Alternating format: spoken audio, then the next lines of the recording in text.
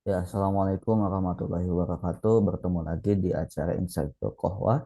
Di episode yang ke-16 ini kita akan membahas tentang Internet Gaming Disorder. Bagi para subscriber ataupun para penonton yang baru bergabung, jangan lupa subscribe, eh, share, komen, dan like video kami. Internet Gaming Disorder ini adalah suatu fenomena yang terjadi pada akhir-akhir ini gitu ya. Ini terjadi tidak hanya kepada seorang anak tetapi terjadi juga terhadap orang yang dewasa. Internet gaming disorder ini menurut salah satu pakar ataupun ilmuwan akan berubah menjadi taraf yang adiksi ataupun taraf yang bahaya itu adalah ketika itu telah eh, membutakan tentang kewajiban dia ataupun membuat dia menjadi malas dan membuat dia menjadi lupa waktu sehingga dia melakukan internet, bermain internet ataupun bermain game secara berlebihan. Nah, banyak sekali data ataupun kasus yang terjadi di Indonesia tidak saya sebutkan karena memang banyak sekali gitu. Dan di lingkungan kita juga banyak sekali orang yang telah terpapar kebiasaan buruk ini gitu. Maka dari itu pada malam hari ini kita akan membahas tentang judul ini yaitu Internet Gaming Disorder. Nah, menurut Laga, pertanyaan pertama seperti biasa, bagaimana pendapat Laga tentang Internet Gaming Disorder ini? Silahkan. Internet gaming disorder ini kan ketidakmampuan seseorang untuk mengontrol diri ya Ya, buat uh, ya untuk bermain game terlalu berlebihan dan sebagainya. Sebenarnya kalau misalnya internet gaming ini biasa aja ya. Ada dampak positif, ada dampak negatif. Kalau emang berlebihan, sesuatu yang berlebihan udah pasti negatif gitu. Dan salah satu yang paling parah itu sampai membunuh karakter seseorang sehingga dia terpaku dengan dunia itu, dengan game atau internetnya itu, sampai dia melupakan kesehatan, melupakan kegiatan sosial, kegiatan lain sebagainya. Itu sangat-sangat ya merugikan banget. Kayak ya. gitu sih. Hmm. Ya, sebenarnya Internet Gaming Disorder ini itu baru terjadi sekitar tahun 2000-an ke atas ketika Tahun maraknya 2012. ya internet mulai muncul, kemudian apalagi game juga mulai muncul, apalagi pada tahun-tahun beberapa tahun terakhir eh, game-game yang berbasis internet itu kan banyak sekali bermunculan. Nah, itu eh, yang membuat apa namanya gangguan ataupun yang membuat kebiasaan buruk ini meningkat gitu loh. Jadi munculnya internet, munculnya game atau dan dan game yang berbasis internet yang banyak seperti itu. Nah, kalau misalkan kita berbicara dalam sudut pandang agama, sebenarnya eh, permainan itu hukumnya dibolehkan, ya bisa menjadi mubah ataupun bisa menjadi makruh, tergantung seseorang itu sendiri. Tadi sama yang seperti Laga sebutkan juga, ketika si permainan itu membawa keburukan terhadap dia, itu bisa jadi itu menjadi si permainan itu menjadi haram hukumnya gitu ya. Bahkan ada salah satu ulama yang mengatakan bahwa ketika dia begadang karena bermain game kemudian sholat subuhnya dia kelupaan ataupun terlambat, si game itu ataupun si permainan itu bisa menjadi haram untuk kita. Tapi intinya sih balik lagi kepada personal individu masing-masing. apakah kita bisa mengatur eh, waktu kita ataupun kita tidak bisa mengatur waktu kita. Jadi jangan sampai kita terjerumus ke kebiasaan yang buruk ini gitu ataupun terjerumus ke eh, apa namanya disorder ini, adiksi ini gitu. Ya, jadi lebih baik mencegah daripada mengobati seperti itu. Ya, silakan Laga, ada yang ingin disampaikan lagi tentang internet gaming disorder ini? Ini kalau kita lihat itu internet gaming ini sebenarnya nggak ada masalah ya. Hmm. Cuman kita lihat di lapangan itu disordernya itu kecanduan, kecanduannya Ya, berat. Bahkan kita kalau lihat di uh, lapangan anak ya, kecil semuanya tuh ya. Sebenarnya kan ya apa internet dan game-game ini sebenarnya ketika muncul itu boleh-boleh aja di apa boleh aja. digunakan gitu kan, boleh-boleh aja gitu. Bahkan bagus kalau misalnya Mm-mm. kita ngelihat kan permainan itu kan kita meningkatkan apalagi kalau internet ya kita Nah, bisa bersosialisasi mm, apa namanya berinteraksi sama orang lain terus mm. biasanya itu teman-teman kita itu belajar bahasa Inggris dari sana Iya, dari dari dari game game. Heeh. belajar bahasa Ju- asing heeh, iya juga belajar juga kadang-kadang tuh internet atau game itu bisa membuat refreshing gitu. Jadi kayak yang asalnya kita tuh mumet, bad mood ketika kita bermain game atau kita eh, main internet atau berselancar di dunia maya dalam tanda kutip. Nah, kita kan apa namanya bisa refreshing gitu kan, bisa ibaratnya ada kebaikannya gitu ya. Kalau misalkan dipakai dalam taraf yang sewajarnya gitu kan. Hmm. iya jadi tadi itu kembali bahkan kalau kita ngelihatnya game ini berdampak positifnya banyak. Pertama ya itu tadi skill ya kan, habis itu bahasa. Kalau misalnya kita lihat uh, orang sosialisasi, bener nggak sih orang kok gamer itu nggak bisa, keluar dong sosialisasi. Mereka salah, nggak belum tentu juga. Soalnya di dalam gamenya itu juga banyak interaksi sosial di Jadi dunia ngobrol maya. ngobrol sama temen kan, sama circle lah, Hanya sama komunitas. sama circle. Dan bahkan kalau misalnya uh, game ini nggak ada, kita ngelihat tuh orang yang dari satu orang yang pendiam, orang yang ini kumpul dalam satu circle yang baru, itu kadang-kadang susah menyesuaikan. Kan Hmm. ada ini orang yang pengen pendekatan, apalagi yang cowok-cowok kan, pendekatan dengan rokok, ya kan. Hmm.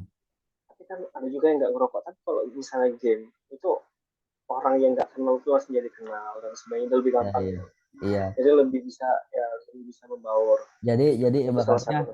ibaratnya ketika ada orang yang nggak ngerokok terus bertemu dengan orang yang Iya, rokok, tapi dua-duanya itu sama-sama suka game gitu kan, bisa jadi iya, itu menjadi bisa nyambung iya ya bisa kan. nyambung gitu kan ya. Hmm. Apalagi di tempat-tempat baru gitu kan. Ini apa nih, game juga. Biasanya kan kayak gitu kan, game juga Ah, maba ah. ya, dari situ Sambil bisa iya ibaratnya sambil sambil apa namanya silaturahim, kalau misalkan ya, apa antara ada cowok gitu kan kadang-kadang yuk main game, mabar mabar gitu kan kayak gitu kan. maba ya. Hmm. Nah, itu salah satunya dan ada lagi tentang profesi Mm-mm. menghasilkan uang. Kan banyak tuh apa namanya di sekarang itu bahkan gara-gara gamer apa namanya SDM kita atau income seseorang itu bisa naik gitu. Hmm. Mulai dari profesi pro player ya kan, kalau enggak mereka dari streaming YouTube dan lain sebagainya. Itu kan salah satu dampak positifnya. Tapi di sini kita makanya ya, jangan sampai ini ada disorder. Hmm. Soalnya di dunia maya ini gak ada benteng antara anak kecil sama orang dewasa dan apa namanya lingkungannya itu tak terbatas gitu. Kalau misalnya kita lihat di misalnya di game ada chat kan ada orang dewasa ngomongnya kasar, dipakai sama orang kecil nih yang masih SD. Nah, kayak gini kan lebih negatif, apalagi kalau misalnya disordernya ini membawa ke kecanduan dan nggak bisa kontrol gitu. Dan ya udahlah, kalau misalnya kan biasanya udah game udah seneng-seneng, ada juga yang dia ini nggak bisa game, habis itu difokusin ke situ, dia udah nggak jago, habis itu difokusin ke situ kan kasihan gitu, apa namanya, kasihan kalau misalnya nggak kalau di situ terus gitu. Kenapa nggak difokusin sama yang lain? Iya, iya. Ya, terus juga, Noob ya, noob.